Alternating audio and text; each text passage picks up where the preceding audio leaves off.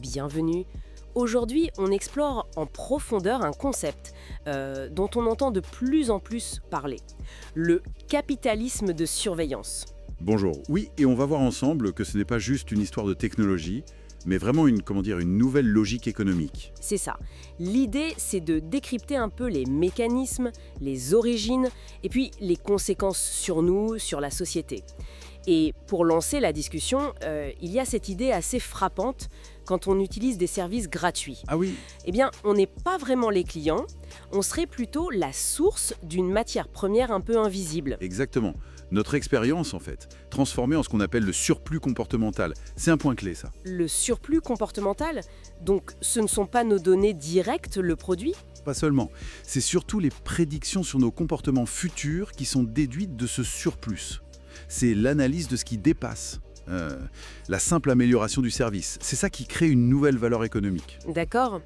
C'est vendu à d'autres qui s'intéressent à ce qu'on va faire. Voilà. Fascinant et un peu inquiétant.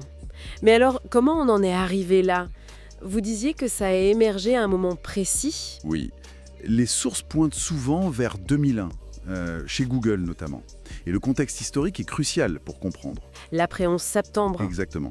Le climat sécuritaire, la guerre contre la terreur, ça a créé un besoin énorme d'informations pour les États.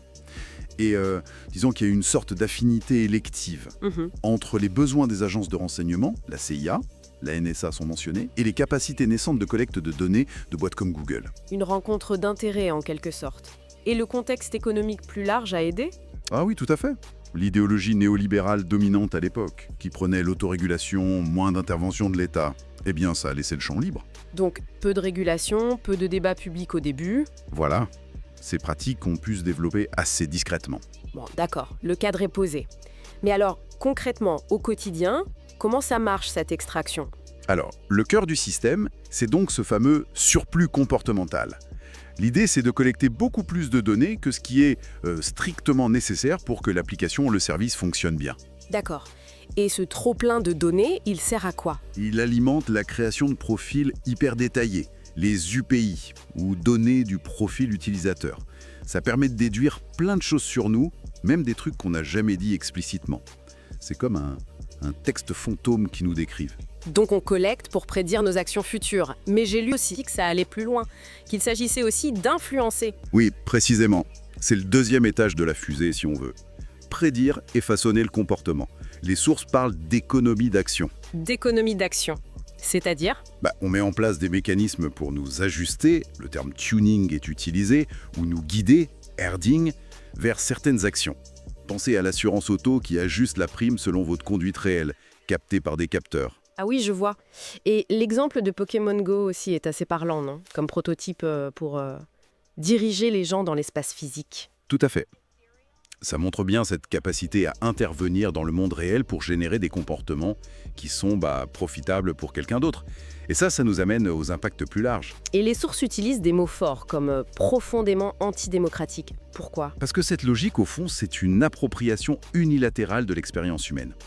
Notre vécu est vu comme une ressource naturelle, gratuite, à exploiter. C'est ce que les textes appellent la dépossession. Une dépossession. Et ça se fait sans qu'on ait vraiment notre mot à dire, démocratiquement parlant. C'est ça le problème, ça se passe largement en dehors des processus de décision collectifs et souvent sans un consentement vraiment éclairé de notre part. Ça touche directement à notre autonomie. Et du coup, ça remet en question notre vision de la vie privée.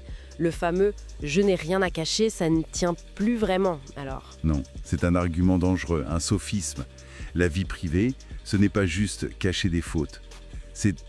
C'est un espace nécessaire, un sanctuaire pour se construire, pour réfléchir, pour développer son identité. Sans cet espace de retrait possible, l'autonomie personnelle est menacée. Il y a une citation assez directe qui dit « Si vous n'avez rien à cacher, alors vous n'êtes rien ». C'est puissant comme idée. Et face à cette omniprésence, on sent parfois une sorte de fatalisme, non? Un engourdissement psychique? Oui, c'est un risque. On se sent dépassé, dépendant de ces outils. On voit peu d'alternatives. Du coup, il y a une tendance à la résignation, ou à l'ignorance volontaire peut-être. Et tout ça renforce ce que les sources nomment le pouvoir instrumentarien. C'est quoi exactement? C'est une nouvelle forme de pouvoir en fait, qui combine la puissance de calcul du secteur privé avec les objectifs de contrôle, qu'ils soient commerciaux ou étatiques. Un pouvoir qui vise à modifier les comportements à grande échelle, souvent en dehors des cadres légaux classiques. Une alliance entre puissance privée et puissance publique parfois. Oui, ou du moins une convergence d'intérêts et de méthodes. Mais un point important soulevé, c'est que ce n'est pas une fatalité. Ce n'est pas juste la technologie qui avance. Absolument. Il faut vraiment insister là-dessus. Ce sont des choix économiques et politiques qui ont été faits.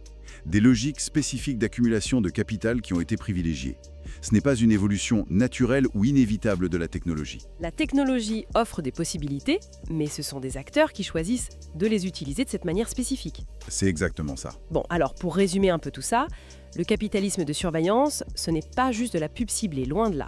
C'est une logique économique qui redéfinit l'expérience humaine comme une matière première.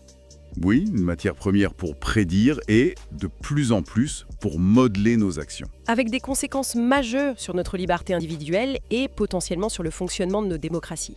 Tout à fait.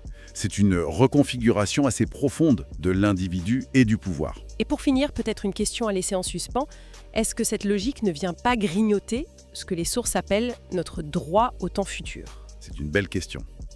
Notre capacité à imaginer et construire notre propre avenir, sans être constamment prédéterminé, influencé par ces systèmes invisibles. Exactement. Ou, pour le dire autrement, peut-être qu'il faut retrouver une certaine indignation, comme le suggérait Orwell, face à d'autres formes de pouvoir, pour défendre ce qui compte vraiment. Une indignation éclairée, oui, c'est sans doute nécessaire.